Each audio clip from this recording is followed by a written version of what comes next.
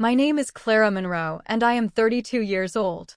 From the window of my new apartment, the city of Port Sterling unfolds like a map of my own making, the lights of the harbor winking in the twilight.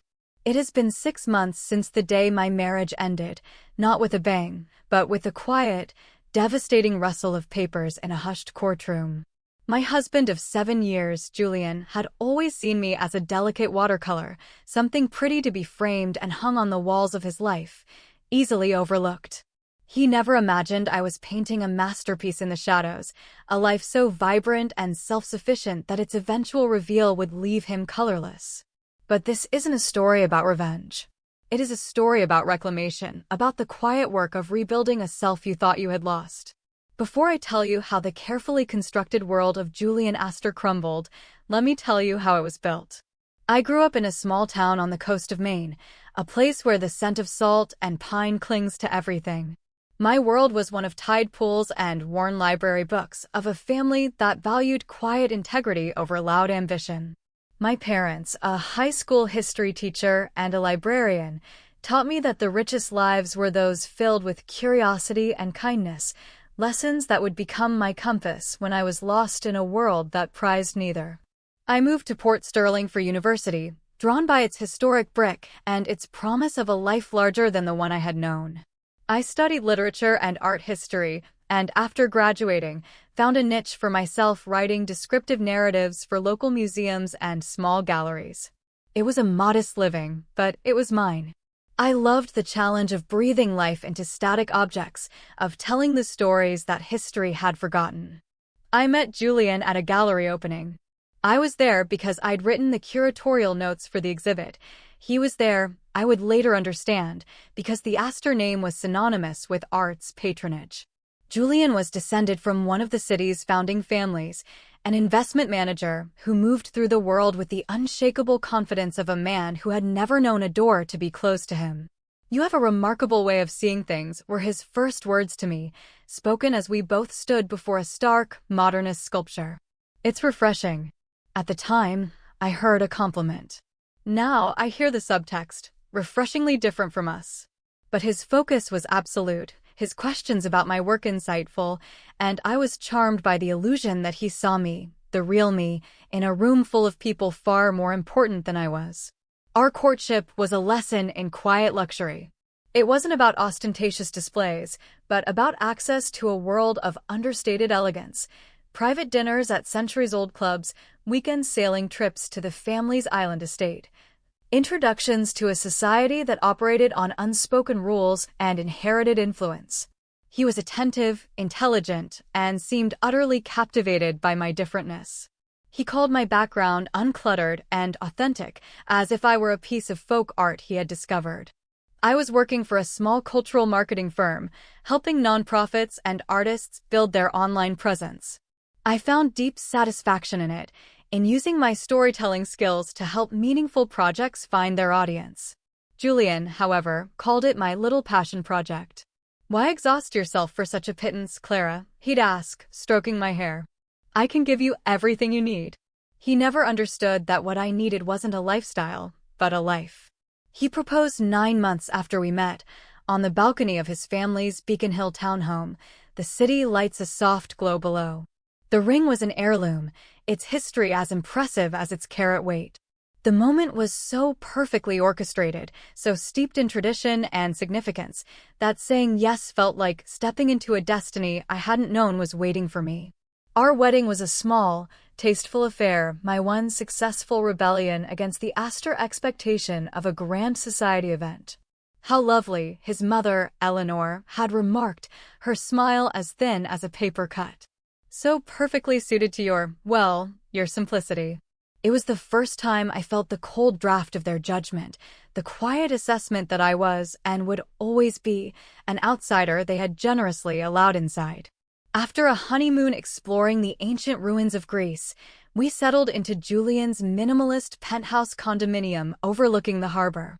The walls were white, the furniture was sculptural and severe, and the art was chosen for its investment value, not its soul.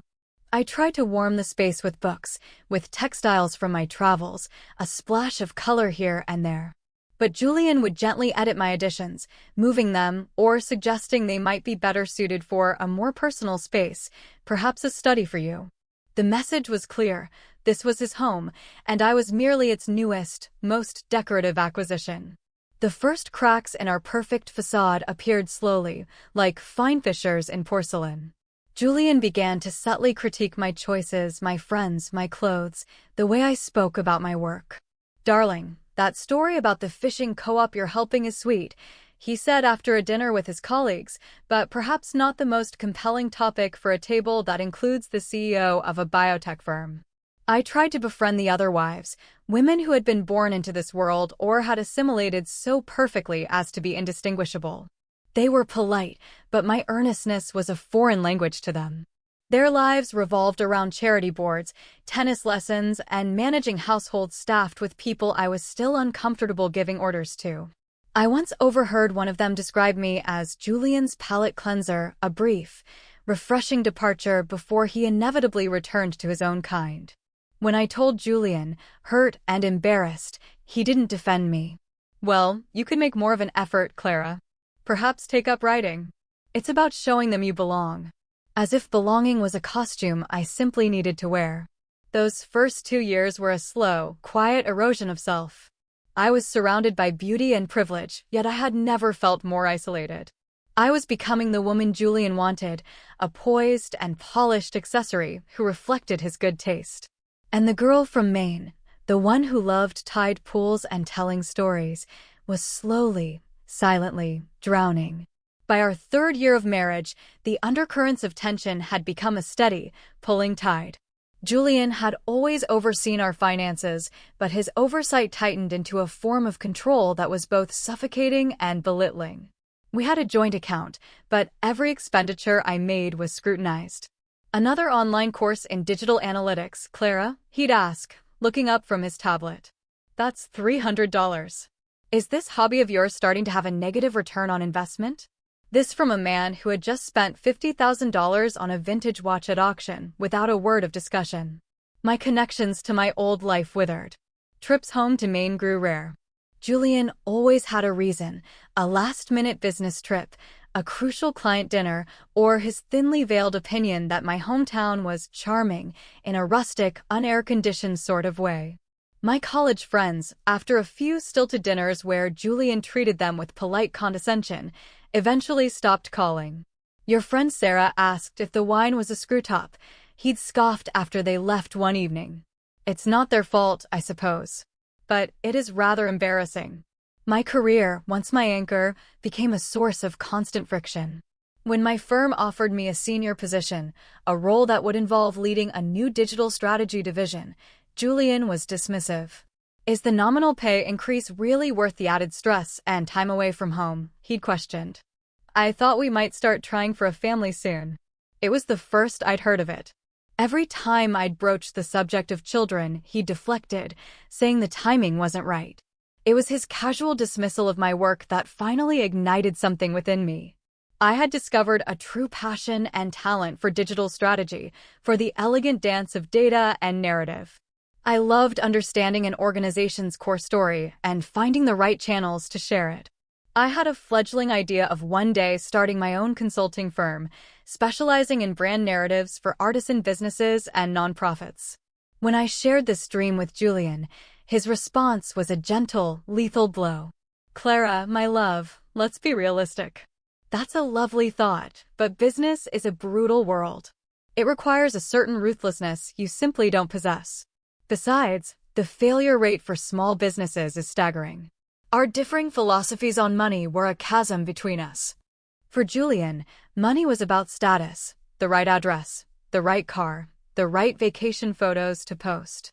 For me, with my librarian and teacher upbringing, money was about security, about freedom, about creating value, not just displaying it.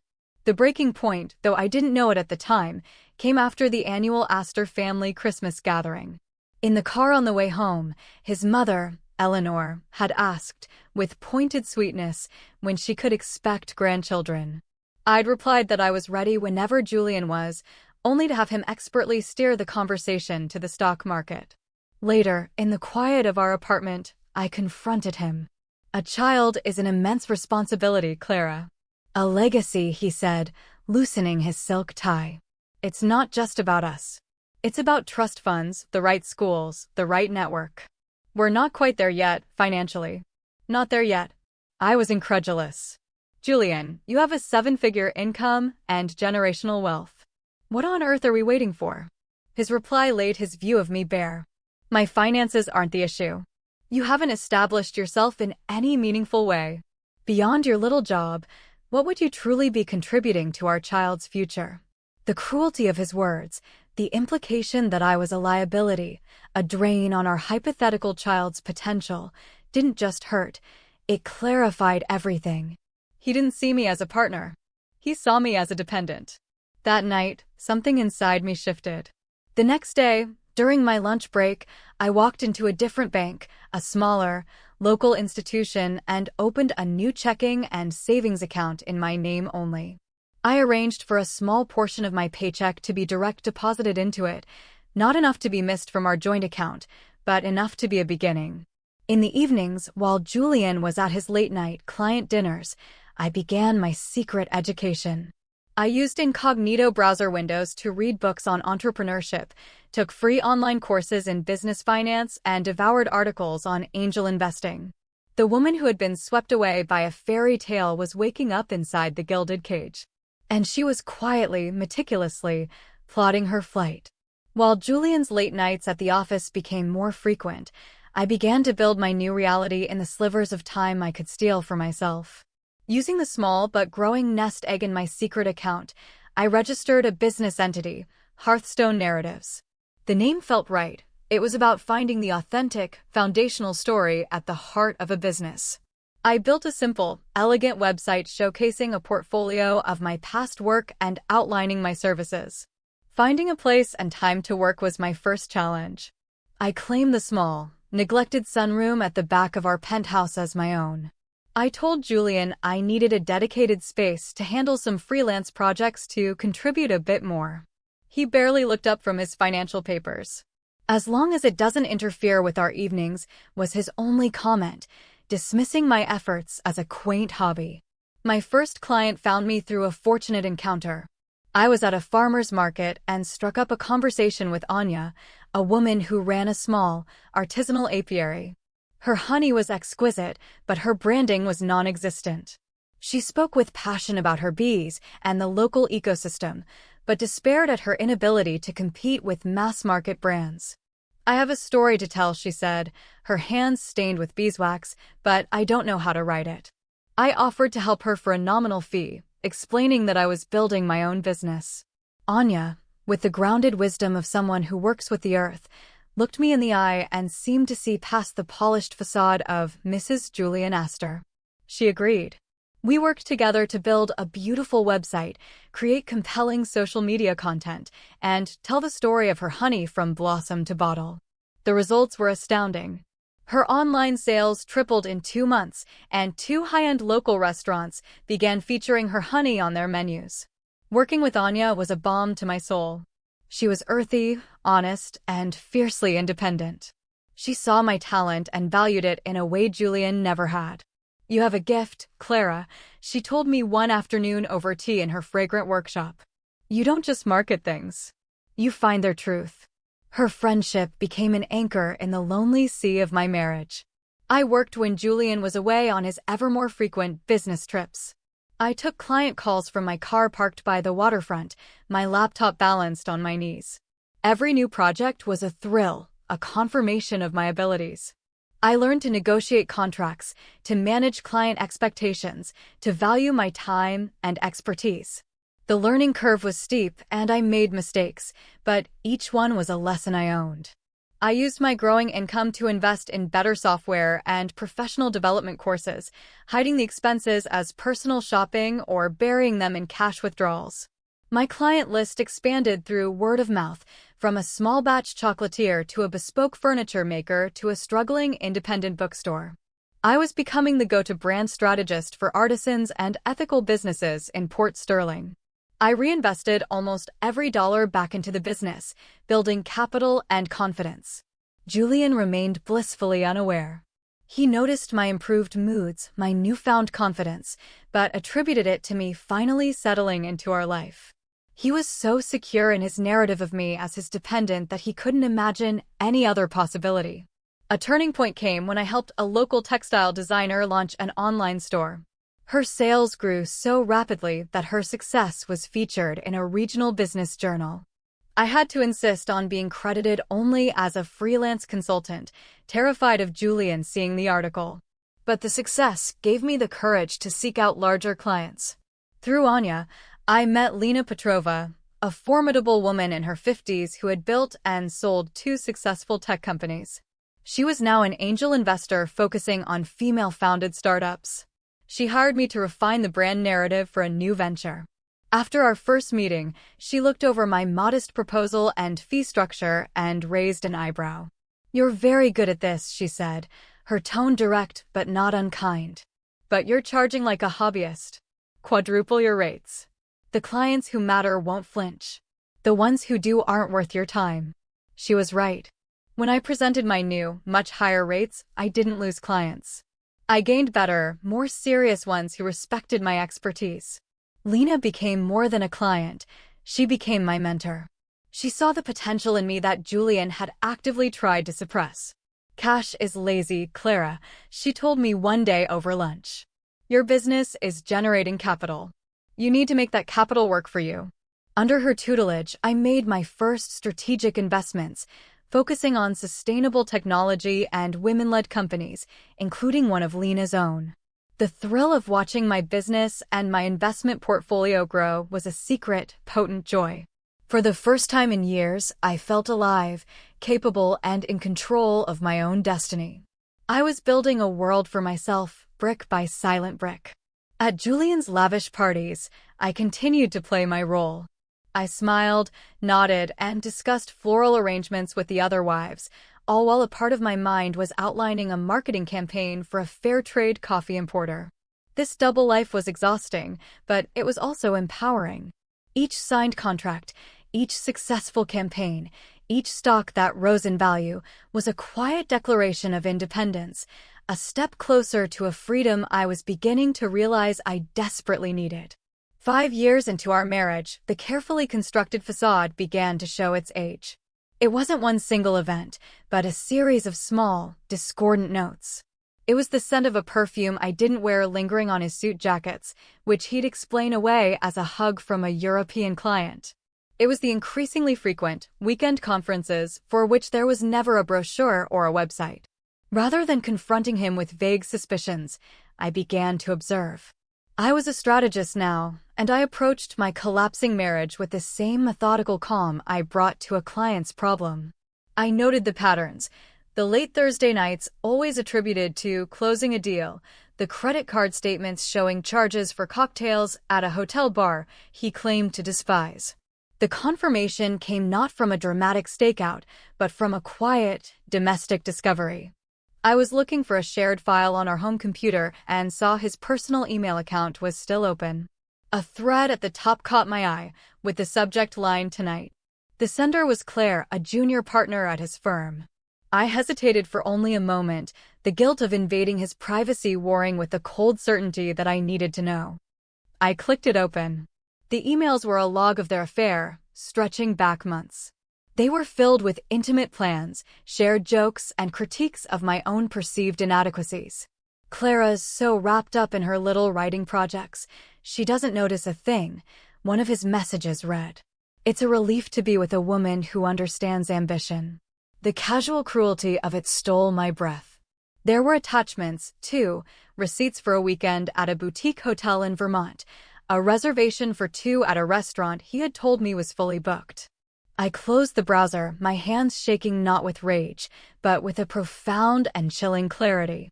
I took screenshots with my phone, my movements precise and automatic, documenting the evidence. I didn't cry.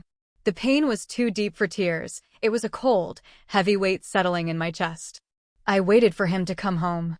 When he walked in, humming softly, I was sitting in the living room in the dark. "Julian," I said, my voice eerily calm. "We need to talk about Claire." He froze in the doorway. His face cycled through a series of emotions: shock, denial, and then, most tellingly, annoyance at being discovered. He didn't try to lie, not really. He offered a perfunctory apology, calling it a meaningless mistake, and then, with breathtaking audacity, he tried to shift the blame. "You've been so distant, Clara," he said, his voice taking on the smooth, reasonable tone he used to placate investors. "So absorbed in your own little world. A man has needs. When was the last time you truly made an effort for us?" For reasons I still don't fully understand, I didn't throw him out. I didn't scream. I simply said, "I need some time to think." He took this as a sign that I was considering reconciliation.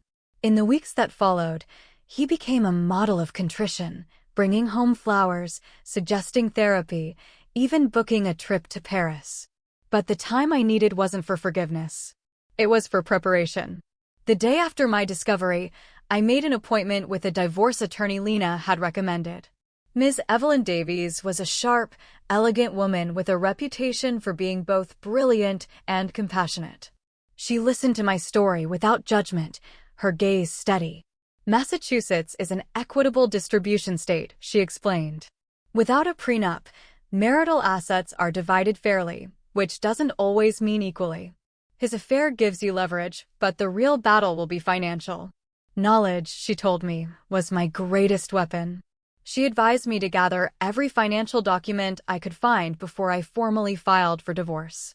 My quiet investigation was cut short when Julian, suspicious of my calm, discovered my search history on our shared tablet.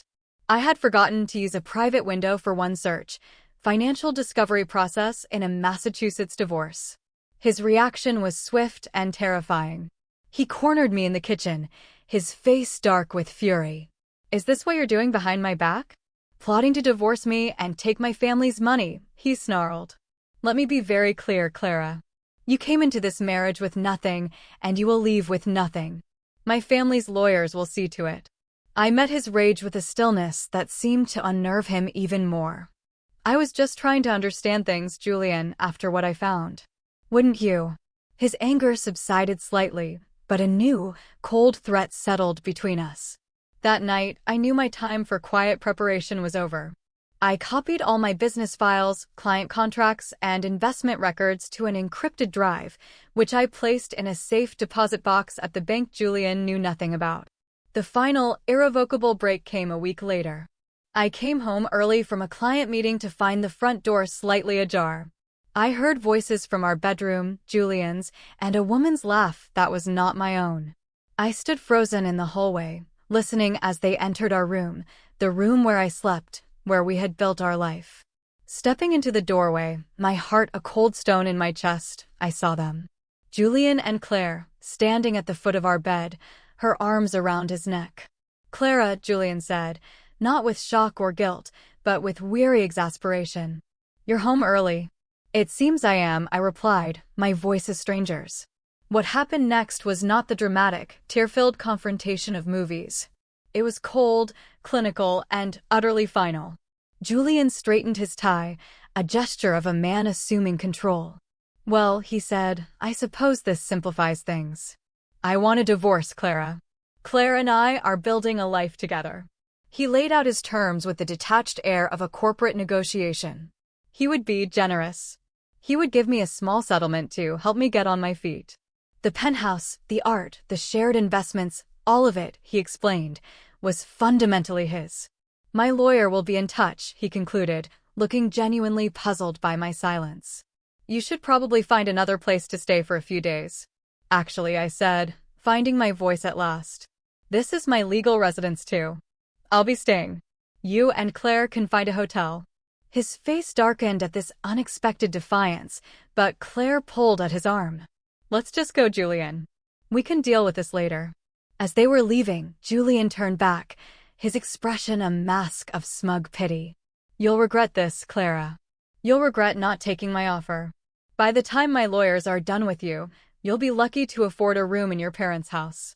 I closed the door behind him, leaned my forehead against the cool wood, and took a deep, shuddering breath. For the first time since discovering his betrayal, a small, fierce smile touched my lips. Julian had no idea who he was dealing with. He had just declared war on a woman he had never even met. The day after Julian moved his things out, I had the locks changed. It was a small act of defiance that gave me the space I needed to begin documenting our shared life before he could remove anything of value. True to his word, his lawyer's initial settlement offer arrived within the week. It was as insulting as he had promised, a one-time payment of $50,000 and an offer to cover my rent for 6 months on a modest apartment. In exchange, I was to relinquish all claims on any other marital assets. "He's assuming you're desperate and uninformed," Evelyn Davies said calmly when I showed her the document. "He's testing your resolve. We will not be responding to this. We will be filing for discovery." And so began the slow, grinding process of a contested divorce. Julian's legal team employed every tactic of delay and obfuscation in the book, hoping to exhaust my resources and my spirit. They buried us in pointless paperwork, contested every request, and tried to paint me as a vindictive spouse motivated by greed. What Julian didn't know was that my resources were no longer limited to my modest salary. And my spirit, far from being exhausted, was being fueled every day by the quiet triumphs of my own making. Following Evelyn's strategic advice, we decided to hold back the full disclosure of my business and investments. Massachusetts law presumes that a business started during a marriage is a marital asset to be divided. But Evelyn had found a compelling legal argument that because Julian had not only offered no support, financial, emotional, or otherwise, but had actively discouraged and belittled the venture, my business could be considered entirely separate property, born not from the marriage but in spite of it. "We will reveal everything in court at the moment of maximum impact," she'd advised. For now, we let him operate under his own delusions. While the legal battle churned on, Julian launched a social one. Mutual acquaintances suddenly became unavailable for coffee. Invitations to gallery openings and charity functions ceased. I learned through Anya, who heard it from a restaurant owner, that Julian was spreading a carefully crafted story, that I had been emotionally unstable, that I'd had an affair, and that he was the heartbroken husband trying to do the right thing. In the closed ecosystem of Port Sterling's elite, where the Astor name was currency, his narrative was accepted without question. The social shunning was a sharp, unexpected pain. These were people whose homes I had visited, whose children I knew. But my support system, though small, was mighty. Anya, Lena, and my family formed an unbreakable circle around me. "Anyone who believes a one-sided story without asking for the other isn't a friend, Clara," Lena told me bluntly. "They're just a member of the audience. And this isn't a show." Julian's attempts at intimidation grew more direct as he realized I wasn't caving. There were late-night emails with veiled threats about his connections and how he could make it very difficult for me to work in this city. His mother, Eleanor, even called me. "I'm so disappointed in your behavior, Clara," she said, her voice a silken weapon. "After all our family has done for you, take what Julian is offering and move on with some semblance of dignity." "Thank you for your concern, Eleanor," I replied, my voice steady. "I will be following my lawyer's advice." His arrogance became his undoing. Convinced of my financial impotence, he made critical errors in his own financial disclosures. He conveniently forgot a brokerage account he used for personal trades. He significantly undervalued a collection of modern art acquired during our marriage. He tried to claim that several properties, gifted to us as a couple, were his sole inheritance. Evelyn and I documented every single lie, building a meticulous case that would systematically dismantle his credibility. Meanwhile, in the world Julian knew nothing about, Hearthstone Narratives was flourishing. I landed a major contract to rebrand a beloved regional chain of organic markets. The success of that campaign led to a feature in a national business magazine, which I politely declined to be personally photographed for, citing a desire for privacy. The attention brought a new wave of high-profile clients. I hired my first 2 employees, a brilliant young graphic designer and a data analyst. I moved my operations out of the sunroom and into a beautiful, light-filled office space in a converted warehouse district. I was turning down work, accepting only clients whose missions aligned with my own. The entire time, Julian and his lawyers continued to portray me in legal documents as a woman with limited earning potential who was dependent on spousal support to maintain her lifestyle. His perception of me was frozen in time, an image of the naive girl from Maine he had decided I was years ago. He was so blinded by his own narrative that he couldn't see the woman I had become. The night before our final hearing, I stood in the penthouse for the last time. It had never felt like home, only a place I had been allowed to occupy. I had already closed on my own apartment, a bright, airy space with a view of the water, purchased through an LLC to keep it off Julian's radar. My new life was waiting. I packed a small bag with the things that truly mattered, a handful of books, a photo of my parents, the first business plan I had ever written. My phone buzzed. It was a text from Lena. Tomorrow, remember that you are not the woman he failed to see. You're the woman you built yourself to be. I took a deep breath, held her words close, and prepared for the final act. The morning of the hearing, the air in Port Sterling was sharp and clear. I chose my attire with care, a simple, well-tailored dress in a deep forest green, the color of the Maine woods. My only jewelry was a small, silver compass pendant my father had given me when I first left for college. It was a quiet reminder of my true north. Julian was already in the courthouse hallway, flanked by his lawyer, Lawrence Preston, a man whose reputation for scorched-earth tactics preceded him. Julian looked immaculate in a bespoke suit, the picture of old money power. He gave me a condescending smirk, a final, confident dismissal before the proceedings began. He truly believed he had already won. Evelyn arrived, a vision of calm authority in a navy suit. She gave my hand a reassuring squeeze. "Ready?" she asked. "More than," I replied. The courtroom was paneled in dark wood, formal and intimidating. The judge, a woman named Justice Carol O'Malley, was known for her sharp intellect and her intolerance for courtroom theatrics. Julian's testimony was a masterclass in calculated victimhood. He spoke of his love for me, his pain at our marriage's failure, and his generous attempts to provide for my future. "All I have ever wanted was for Clara to be happy, Your Honor," he said, his voice laced with feigned sorrow. "I'm just asking for a fair and equitable dissolution of our assets."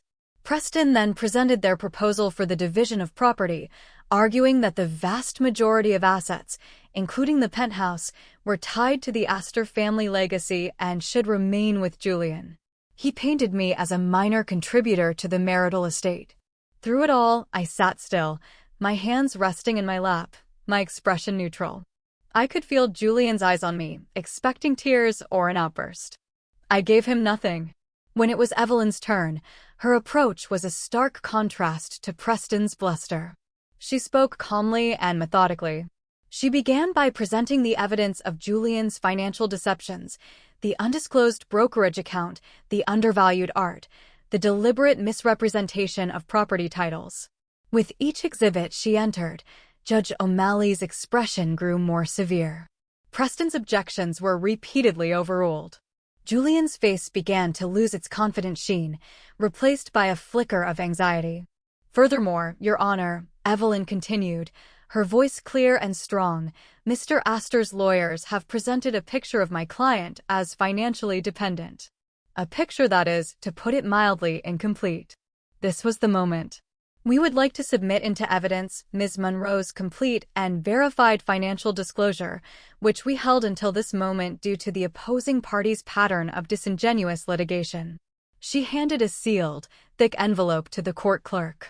Judge O'Malley took it, her gaze shifting from the envelope to me, a flicker of curiosity in her eyes. The courtroom was utterly silent as she broke the seal and began to read. I watched her face. Her eyebrows rose, just slightly. She read for what felt like an eternity, turning a page, then another. Julian was shifting in his seat, whispering frantically to his lawyer, who could only shake his head. Finally, Judge O'Malley looked up, her eyes resting on Julian. "Mr. Astor, I find your previous testimony regarding your wife's limited earning potential to be misleading." She looked back down at the papers. "For the record, I will summarize Ms. Monroe's declared assets." My heart was a drum against my ribs. Hearthstone Narratives, LLC, a digital strategy and branding consultancy founded by Ms. Monroe 3 years ago. Based on current revenue, client contracts, and third-party valuation, valued at $3,500,000. A sharp intake of breath from Julian. His head snapped toward me, his face a mask of pure disbelief. A private investment portfolio managed by Ms. Monroe, with holdings in technology and sustainable enterprise funds. Current market value, $2,100,000. Julian gripped the edge of his table, his knuckles white. He looked as if he might be sick. And real estate holdings, a condominium property in the Seaport District, purchased 2 months ago, free and clear, valued at $1,200,000. The judge looked up again, her gaze unwavering, bringing Ms. Monroe's total declared separate assets to $6,800,000. Silence. A profound, echoing silence in which the only sound was the frantic rustling of Preston's papers. Julian just stared at me, his mouth slightly agape, as if seeing a ghost. In that moment, I felt not triumph, but a deep, quiet relief. The truth was finally in the light. Evelyn was not finished. Your Honor, we also direct the court's attention to the prenuptial agreement drafted by Mr. Astor's own counsel prior to the marriage. This was her masterstroke. Buried deep in the document was a clause, likely intended to protect Julian's own potential side ventures, stating that any business enterprise started by one spouse, without capital investment from the other, would remain the sole and separate property of the originating spouse in the event of a divorce. This clause, Your Honor, Evelyn stated, was written by them to protect him. But the law is impartial. Ms. Monroe built her company from the ground up, with her own meager savings, against Mr. Astor's explicit discouragement. He did not contribute a single dollar or a single word of support. Judge O'Malley's ruling was swift and decisive. She found that my business and all assets derived from it were my separate property. Then, citing Julian's deliberate and repeated attempts to hide marital assets from the court, she ruled that the remaining shared assets, including the penthouse, which was to be sold, would be divided heavily in my favor.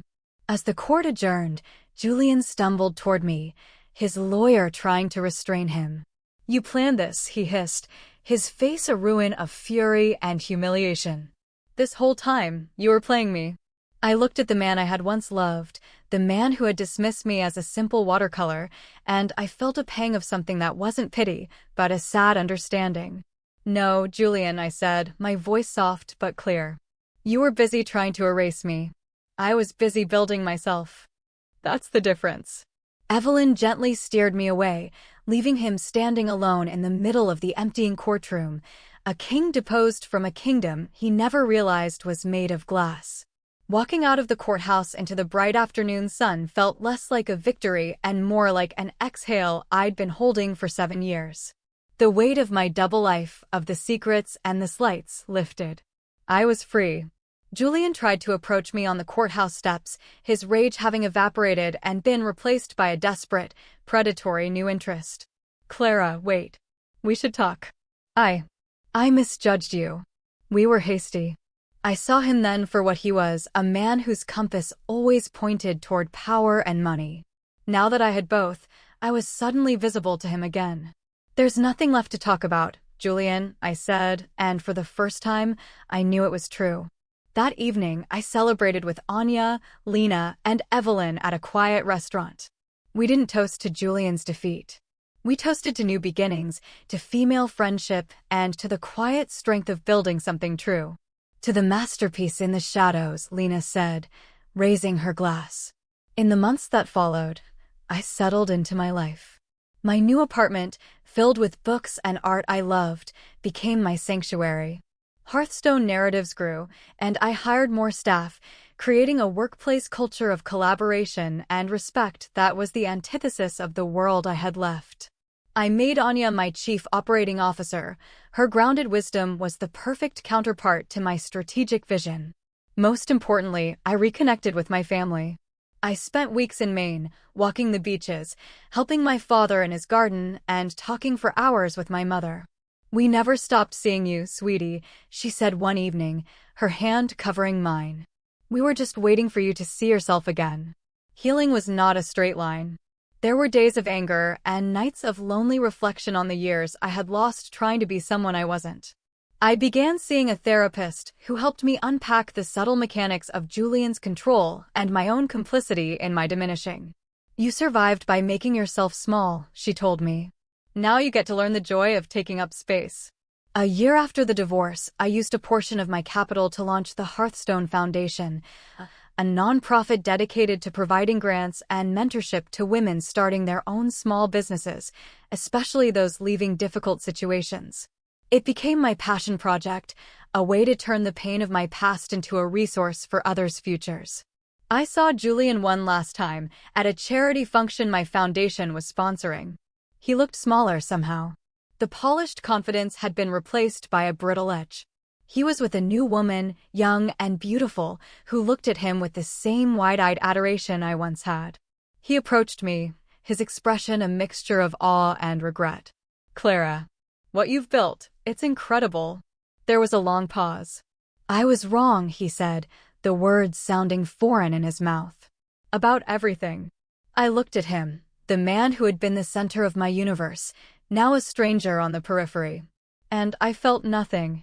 No anger, no satisfaction, just a quiet neutrality.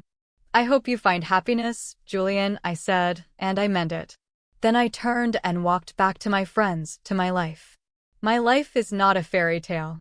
It's something far more real and resilient. It's a life I built not on the foundation of a man's approval, but on the bedrock of my own strength and the support of the women who held up a mirror to show me who I could be. My net worth is tallied on financial statements, but my true wealth lies in the freedom to be unapologetically myself. The girl from Maine who loved stories finally learned how to write her own, and it is a story that is still beautifully unfolding.